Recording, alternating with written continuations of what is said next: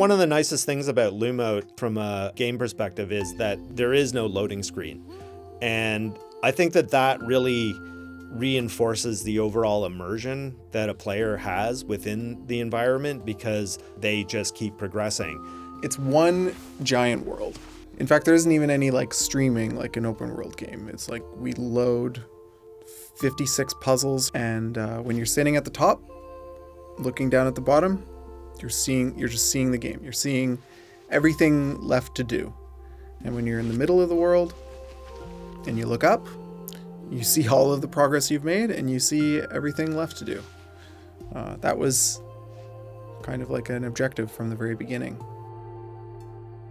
So for the first PAX West that we showed the game at was also the first time we had that concept of the entire world rendering. So you could actually see right from the very top all the way to the very bottom. And it was seeing people's reactions when they got to sort of the end of the demo section, and then you tell them, yeah, everything you can see is a puzzle you get to solve. And the way that resonated with everyone, that was how we knew that was like an element that we definitely want to keep. Whoa. Visually, the first thing that you kind of see for Lumote is this starkness between like the darkness around and then the red that's all consuming of the world, and then the blue, which is Lumote. The intense vibrancy of the game is inseparable from the gameplay. Everything that glows is basically important. So the vibrancy of things is directly tied to their relative importance within the puzzle mechanics. The glowing aspect was something that we experimented with right from the very beginning. We went to a craft store and bought all the glow-in-the-dark stuff we could, and like a small black light and stuff. And we were in my apartment painting on papers like with all the different colors, and we had all kinds of like UV reactive materials, and that kind of research is always fun.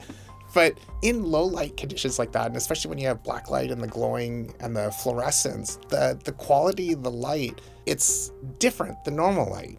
The way in which it emits and the frequencies in which it does and how it behaves with shadows, and it's familiar yet different. That was something we very much wanted to capture and carry through in the lighting design of the world itself. I think audio was there to support and enhance the feel of the world. And, a lot of the words that were used were, aquatic, underwater, bioluminescence. So even though it has a very organic feel to it, it also has a very kind of neon, cyber kind of feel. So the music really needed to be organic, but also synthetic.